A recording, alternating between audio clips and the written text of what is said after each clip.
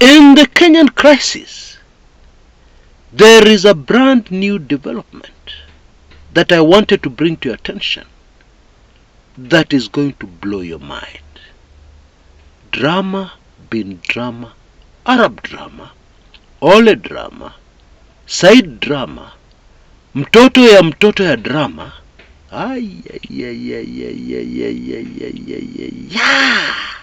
Friends, I am sure you're going to agree with me at the end of my show today that this latest development is indeed game changing.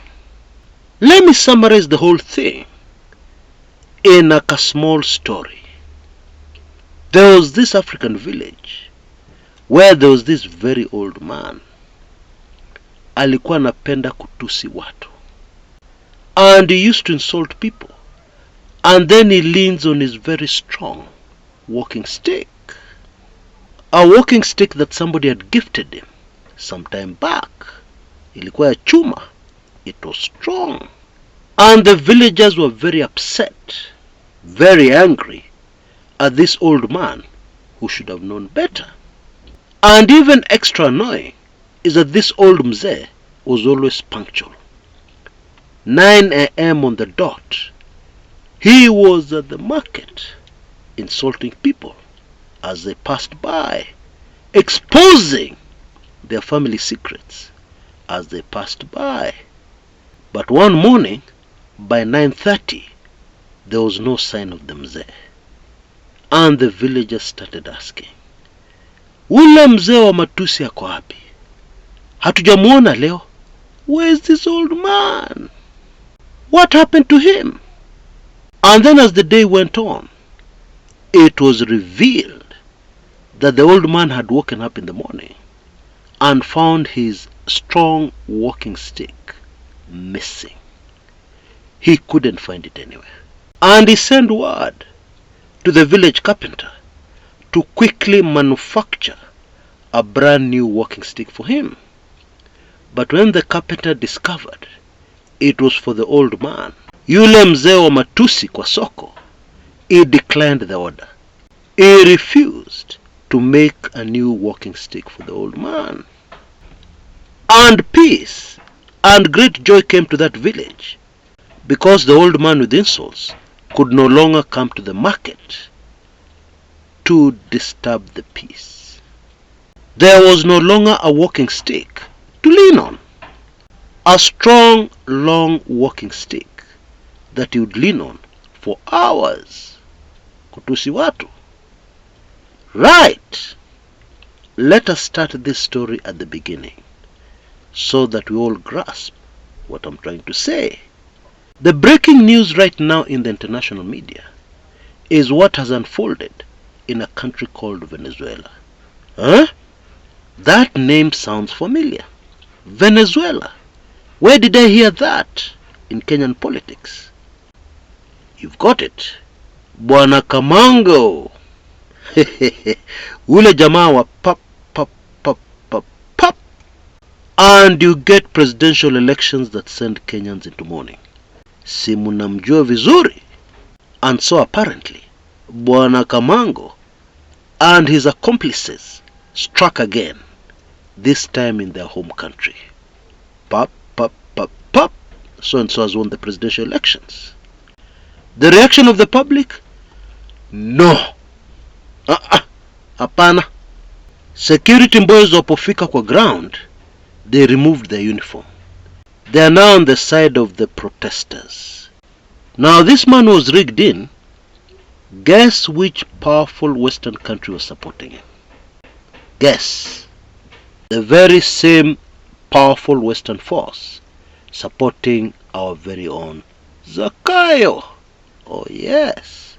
But what is super fascinating ni vile amerukwa haraka sana. Okay? All of a sudden, from nowhere, his supporters are no longer with him. Well, we know that is the nature of politics. Things can change in a flash. Yani, you support and you engineer somebody to rig an election. And then you're one of the first people to come out and say, this man is rigging the election. He did not win genuinely. And you're the power behind him. Hey, now, we need to answer the question, why? Why has this happened so suddenly? Well, I'll give you a clue. November iko karibu sana. It is clearly emerging that those who control other nations, those who are powerful, right now are in a mad rush to put their houses in order before November. What is happening in November?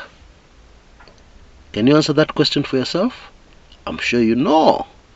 The presidential elections in the United States of America could go the other way. And therefore it makes perfect sense that this powerful group, which cuts across nations, must prepare themselves so that whatever happens in November, the investments are not affected. I am sure you get my meaning. But I'm not sure if you know what the link of that to the country called Kenya is. It means, if I can spell it out, that there is a deadline over the Kenyan crisis. It must be sorted out conclusively before November. And that is why some rumors I've been hearing are now making perfect sense to me. That some people are very determined. They are working around the clock to infiltrate the Gen Z revolution. To infiltrate and have some semblance of control. To have a say in the Gen Z movement. Do you know what that means? It can only mean that somebody has read the situation and wants to get ahead of things and be on the right side when the dust settles in the country called Kenya over the current crisis and Gen Z revolution.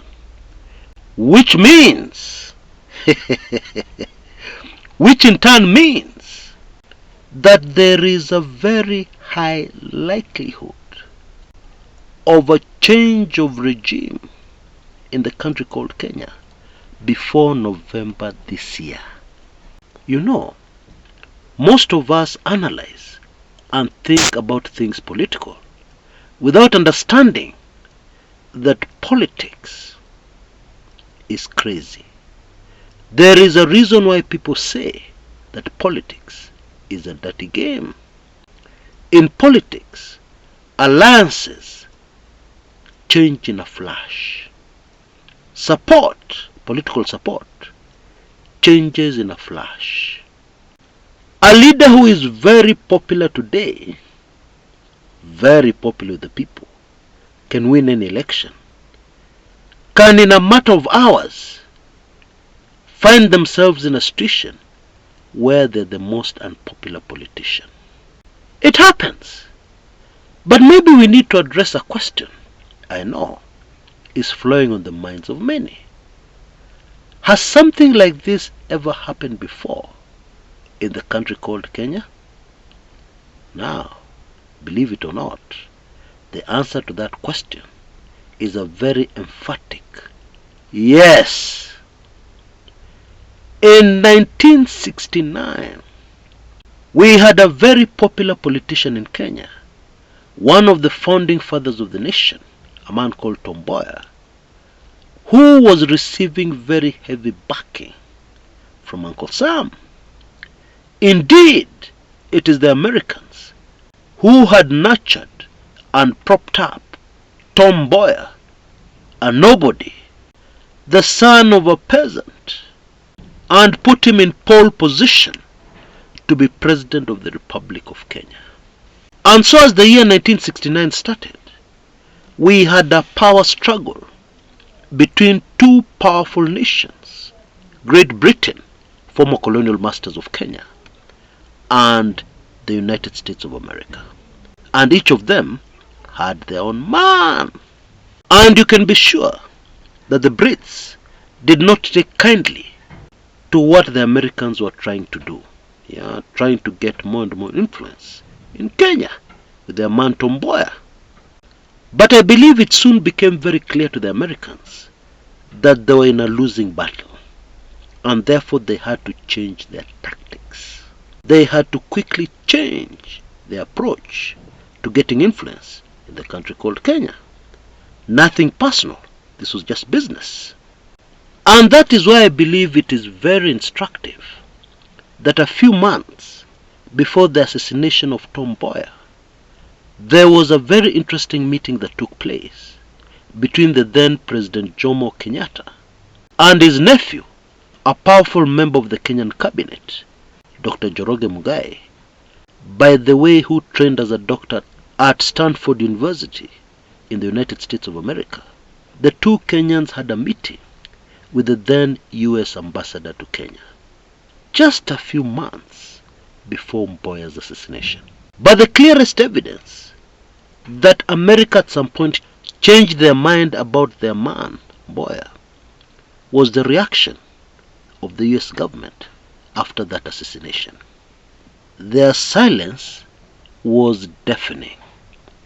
Indeed, if Mboya had come back from the dead, I am certain he would have had a lot of things to say to his very, very close political friends and how they treated his assassination. But even more instructive is the fact that after the Mboya assassination, the Americans started to get their things done in the country called Kenya. They had a breakthrough of sorts. The obstacle that was there before had been removed. It's politics, nothing personal. Bottom line, Mboya's very close allies walimuruka dakika ya mwisho, and it cost poor Mboya his life. And so in answer to your question, yes, it has happened before, right here in Kenya. And indeed, we have glimpses and small clues that are available for us to support our thesis. Do you remember the telephone conversation between President Ruto and the American Secretary of State? You will remember that the Americans made public what was discussed in private with the Kenyan president. And top on the list is that the security personnel in Kenya should take responsibility for the handling of peaceful protesters. Now, the reaction to that by a naive Kenyan is wamefanya vizuri sana. Well done, USA. Yeah. Thank you for telling President Ruto the truth and fighting for Kenyans. But where were you guys in August 2022? Why did you not help us then? That is what a naive Kenyan would say.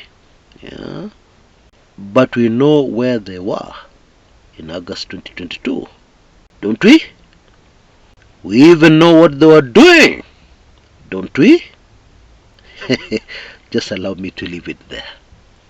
Bottom line, in politics, if somebody supports you today, for your sake, please assume that that support is from a chameleon. You know, a chameleon changes color. The minute it steps aside into an environment that has a different color, its color changes to match that new environment. Therefore, political support, chameleon support. But let us wait and see what happens. Because in politics, anything can happen. And in politics, things can change in a flash. Now, we only have 48 hours left before the season of giving to Kumekucha Chris ends. You can see details on your screens right now, repeated in the description and comments area below this video. You now just have hours to beat the deadline. Thank you so much in advance, and thank you so much for all the great response from all those who have already responded. Until next time, this is Chris Kumekucha.